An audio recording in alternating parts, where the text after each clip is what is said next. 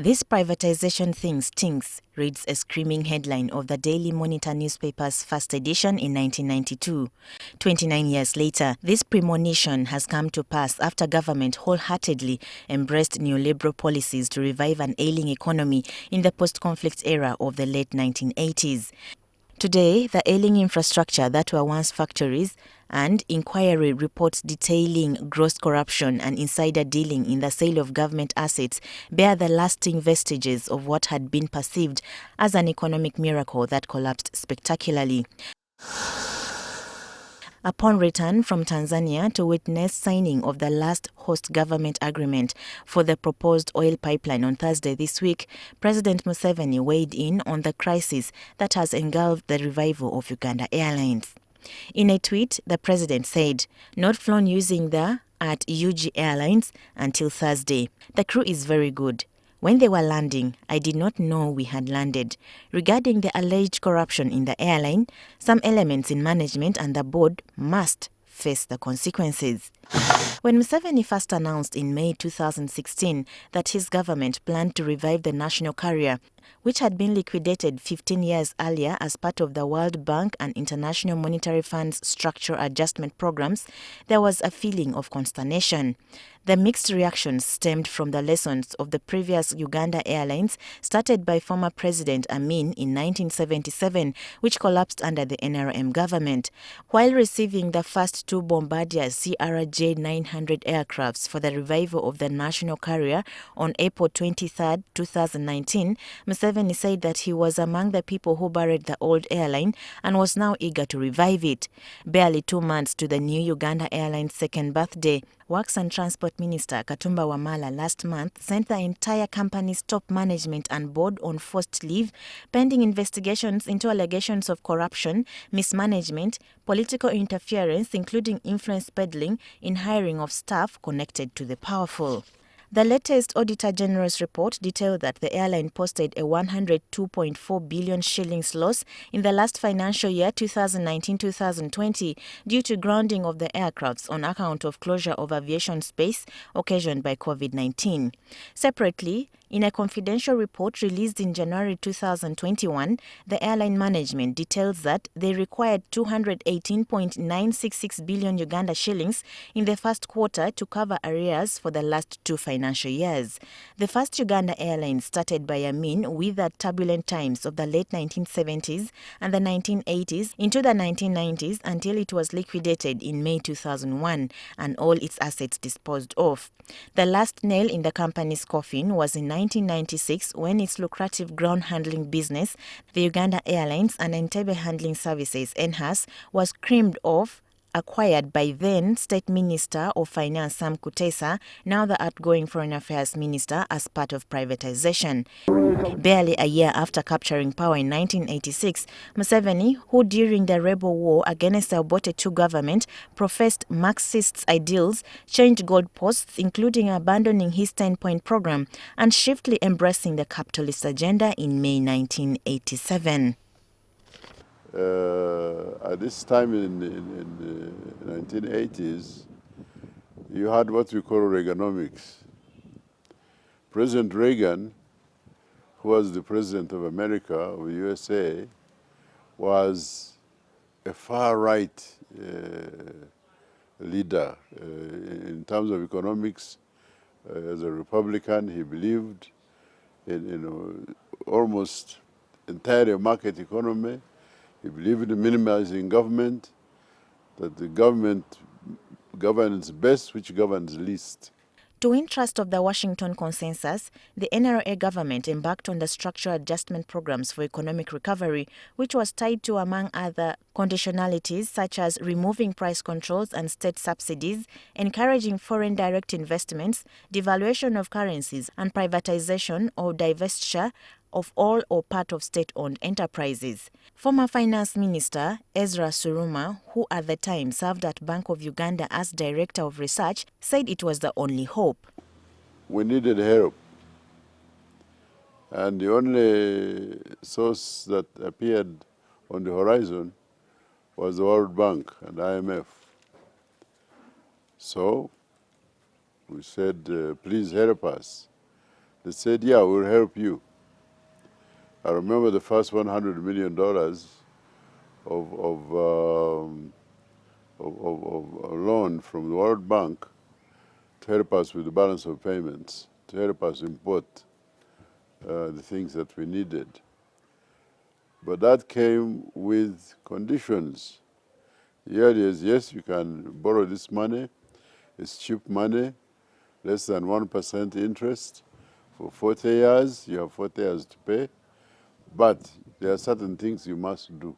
He said privatization was the most polarizing of all the conditionalities. So some of the good outcomes of structural adjustment were the liberalization of prices, liberalization of making it possible for anyone to buy and sell without needing government intervention in the tiny things of buying and selling, of markets.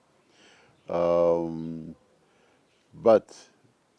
the privatization was big. Was the focus of the structural adjustment program.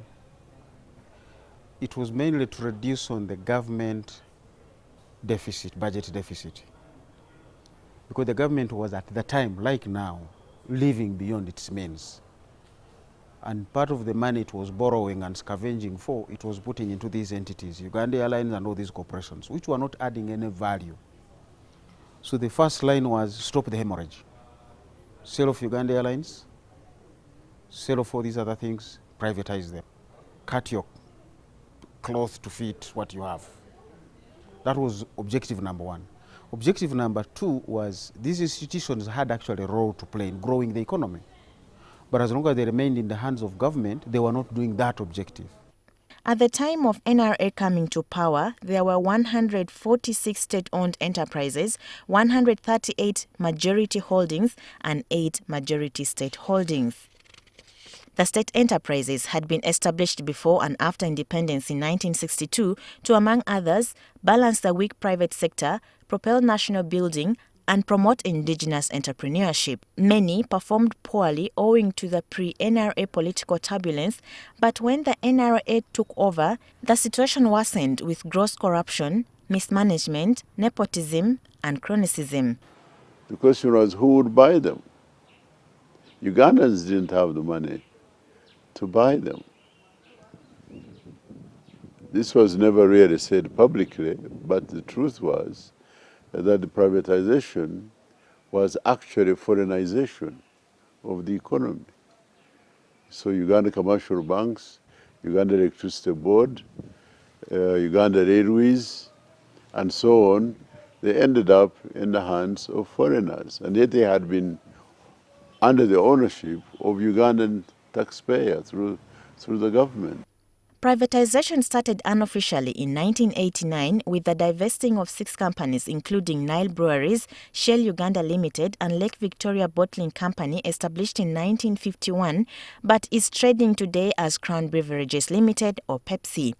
Officially, privatization commenced in 1993 with enactment of the Public Enterprises Reform and Divestiture Act to guide the process. Divestiture took several forms such as auction, management buyout, asset and share sales, and transfer of ownership to private sector. Jim Mugunga, the spokesperson of the Finance Ministry, said the exercise was justified. Other people have argued that was actually indeed the right thing to do. Personally, I believe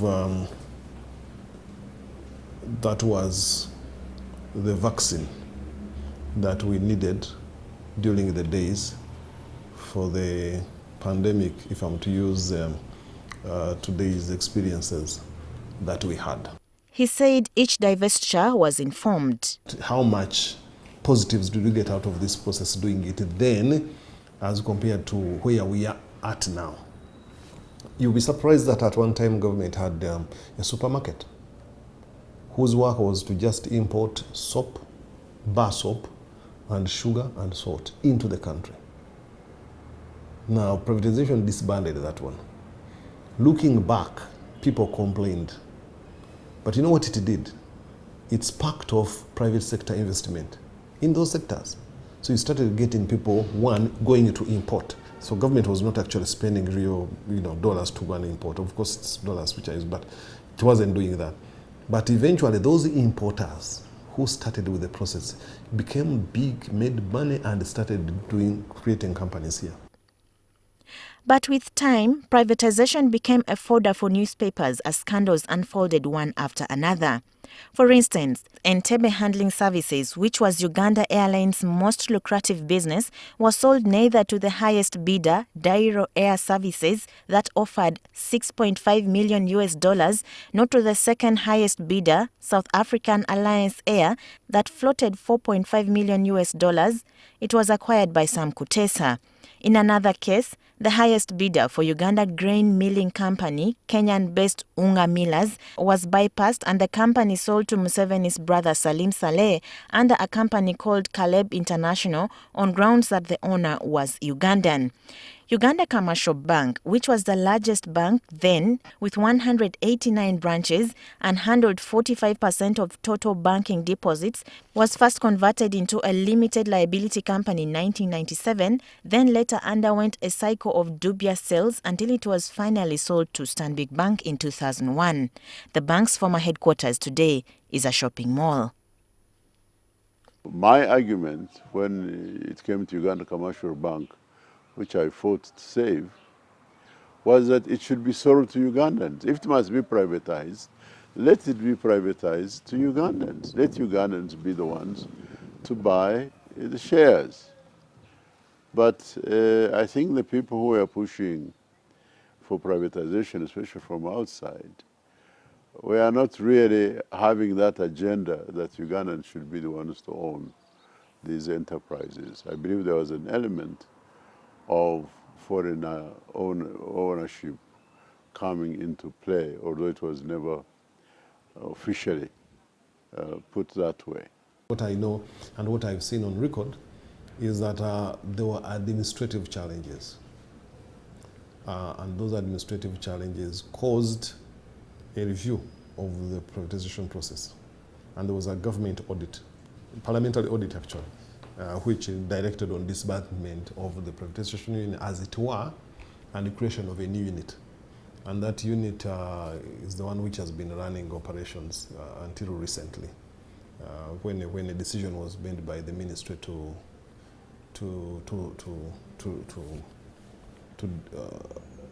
wind up its operations. But as it is, every aspect of life, of operation, has a lifespan. As I said, the privatization worked, and it's been with us for 30 or so years. So it has served the purpose.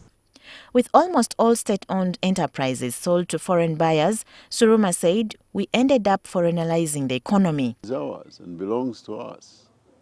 And domestic investment is more important than foreign investment. In my opinion, domestic investment should dominate the economy and not foreign investment. But there are different classes of thought on this. There are people who look more at foreign investment and who despise domestic investment. And I don't agree with that. I believe that our own capital, our own investment should be the basis, the foundation of Uganda. As such, capital flight has become a sticking issue. According to 2014 estimates by Ministry of Finance, Uganda loses about $400 million about 1.05 trillion Uganda shillings annually in capital outflows in form of dividend payments to the shareholders. Uganda Development Corporation, established in 1952 by Governor Andrew Cohen as the industrial investment arm, citing inefficiency and corruption, only to admit that it was a mistake and eventually revived it. Uganda Railways Corporation's assets, including land and houses around the country, were grabbed mainly by individuals with state connections, and attempts to revive the railway operations as an integral transport mode for a landlocked country has been so far hopeless. Uganda Electricity Board, which initially had been divested to South African state-owned enterprise Eskom, was in 1999 following enactment of Electricity Act unbundled into Generation Transmission and Distribution Company Limited, UEDCL, and the power regulator, Electricity Regulatory Authority. 22 years later, government is pondering merging the Uganda Electricity Generation Company Limited, Uganda Electricity Transmission Company Limited, and Uganda Electricity Distribution Company Limited back into one unit in Ministry of Energy as part of the wider campaign of rationalizing of agencies, commissions and authorities to reduce public expenditure.